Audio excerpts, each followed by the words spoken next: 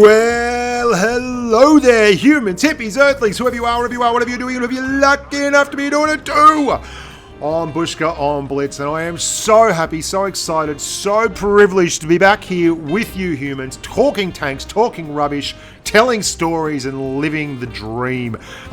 This is the T28 HTC, the concept that's dressed up like it lost a bet, and gee, this is a bit of fun. It's the right price too. Tanks that are quite cheap are good tanks, I tend to find. Before I get to this tank, I've been away on a very, very long journey, a tanking journey, a journey of justice and a festival of joy. I went to Bovington, saw heaps of humans there, lots of Patreons. Get off the roof, you Russian dog. Very topical that.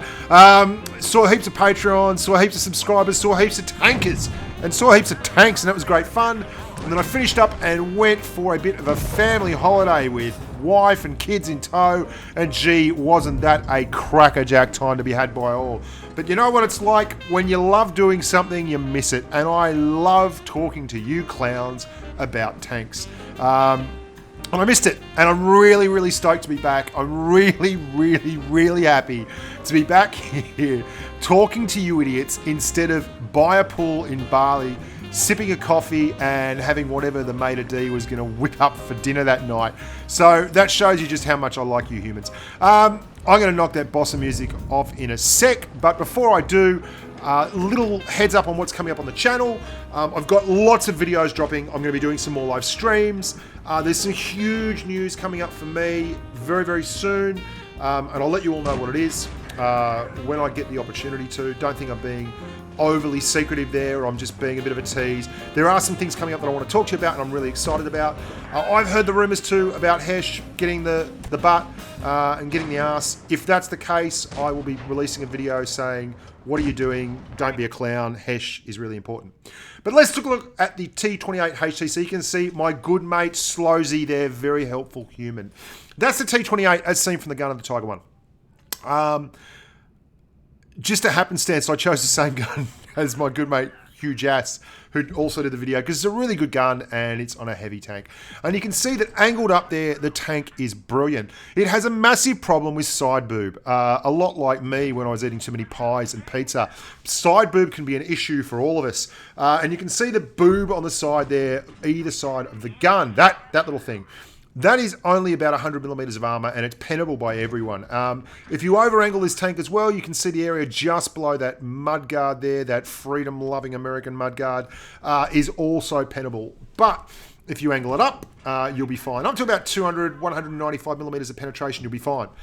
The issue comes obviously when you switch to APCR. If you switch to APCR, the tank is not nearly as strong. But that's fair enough because it has got a very good armor profile. And while its rate of traverse is not particularly lovely, it does have, well, it's got enough frontal armor to make a living. And it does have side skirts there as well. You can see on the tracks itself, the American flag starts the strike. I mean, it's quite gauche. You can see once you drop into the APCR mode, the premium mode, you can pen it. But again, nowadays, if you go to APCR, you're going to do less damage, which is good because you should. You should be rewarded for being able to aim the gun. So the armor profile on the tank is pretty good. What you want to be doing, like most tanks, is getting it hull down, because hull down, you can earn forgiveness for a lot of the sins that this tank brings to the table. Most notably, those boobies on either side.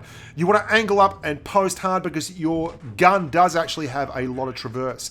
So you can show a really severe angle, keep the side boob hidden around a corner, and still get bounces and all those kind of things. Thanks very much, Slowzy, for showing me there exactly what the T28 HTC can do. So how are you going to be driving it? Well, given that you've got no bloody side armor, and that you actually have a bit of a weak point on top, a lot like an IS-6's weak point, you want to hit that flat roof, I think you should be getting out and being quite aggressive with it. One of the things about tanks like this is... Oh, gee, I love the look of the thing. It just looks ridiculous, doesn't it? I turned up all the stuff on the iPad too, and the video should actually look quite cool now. But it's got the 105mm T5, right?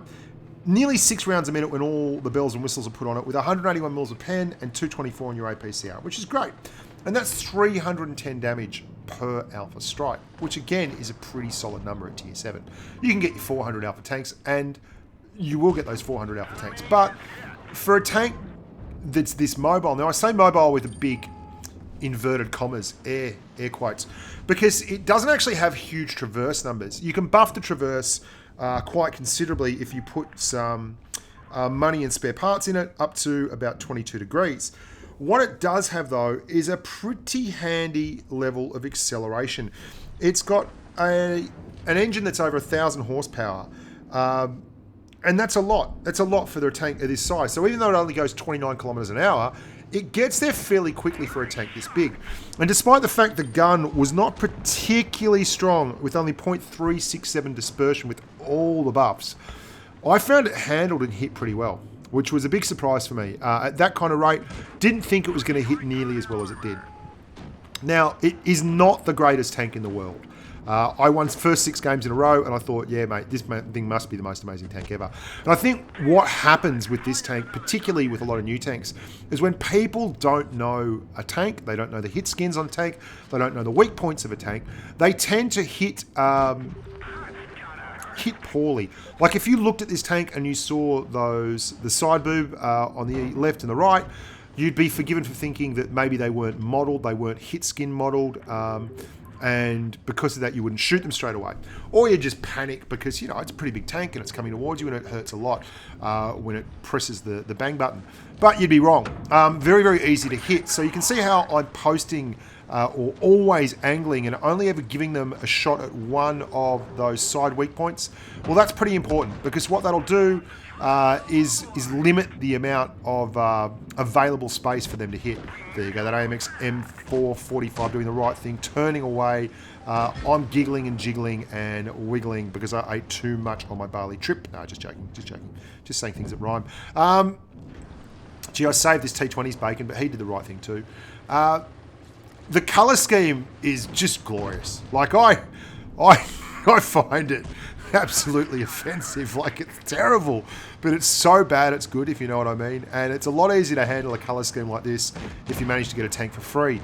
Let me point a couple of other things out too, and this is a bit more towards, I'd love for there to be a switch. In World of Warships PC, you may not know this, but there are vehicles in that, boats in that game, warships in that game, which have just hilariously over-the-top Tokyo Drift style paint schemes and camo schemes, and they're disgustingly like over-the-top neon and stuff. And because of that, they actually put in a switch where you can turn off those paint schemes and just have the historical paint schemes. And I think if Wargaming could do that on all the tanks and make it an option, I think that would go a long way towards satisfying what is a vocal section of the community that don't really like these over-the-top colour schemes. I find it funny, though, that a lot of the people that I talk to who don't like the Japanese anime colour schemes have absolutely no problem with someone just spamming an American flag over the top of tanks. But, you know, we're all different, and some of us are all the same. And I think that would go a long way. So let's talk more about the T28. This is the first game I ever had in the tank, and it was bloody lovely. It was really, really cool. I straight away felt an affinity for it. It's a TD amongst an absolute sea of TDs. Like, tier 7 TDs, there are so many. I think my good mate Hugh Jass, he did a video on this tank. If you haven't seen it, it's up on the Asia server forum, the Asia server portal, and on his channel, Hubert Jass Gaming. And he said something along the lines of there are 14 or 13 tier 7 TDs, and half of them are premiums. And he's spot on, and there is an absolute cubic buttload of them. It doesn't mean that that's a bad thing, because I think a lot of tanks and a lot of choice and a lot of options is good. We all love options. It would be a bad thing if it was a boring tank, and it would be a bad thing if it was just another reproduction, but it really isn't. This is what the T28 should be. This should have been the T28 ages ago. Look at the gun traverse and look at the speed. I mean, it's got good armor. It's got a really lovely frontal plate, and it does very well when you can get in a situation like this where it's relatively hull down. It's got nearly 200 millimeters of pen, well, 180 millimeters of pen on that AP round there. And you can see as I blow my my sports flavored energy drink there to get my adrenaline rush going. And it's really, really good at being quite aggressive. Don't ever treat it as a sniper. It's just not a sniper's gun. It's not a sniper's tank. It wants to get out and run. It's a wild American Mustang that just wants to be part of the game. And you've got to unleash the beast. You've got to let it go forward with its political style placards on the back. And I mean, I just picture a bloke in a big star-spangled, like a cross between Colonel Sanders and the We Want You bloke, which I guess is the We Want You bloke off the old World War II pictures and the World War I pictures. Recruiting posters. I picture that guy driving this tank and probably listening to Jimi Hendrix do the Star Spangled Banner at Woodstock while he's doing it. It's just fun. It's a fun tank. It's a fun concept. It's a concept tank. You can drive it aggressively. You don't want to give them too much time to actually get a clue as to where your weak points are. You want to be a bolshy, angry monster. And that's exactly what it is. And I applaud Wargaming for it. It's a good fun tank. It's at the right price. And it should go a long way towards building back a little bit of the corporate goodwill which they've lost over the last wee while. I'm Bushka on Blitz. Look after yourselves. Consider sponsoring the Patreon channel. It would be lovely if you could. I've had a lot of interaction with the patrons over the last wee while, and it's been a privilege, and it's been to my benefit. I met a heap of them in the UK. And if I do end up going to another country soon, which seems to be what I do at the moment, which is go to other countries, and you're a patron, we might be able to get together. Because, I can't say too much. Anyway, let's go on with life. Stick around, watch the videos, listen out to the podcasts, and just generally have a bloody good time with life. Look after yourselves. Look after your families. I'm stoked to be back here with you humans. You are the best. Rock on. And until next time, stay safe on the battlefield.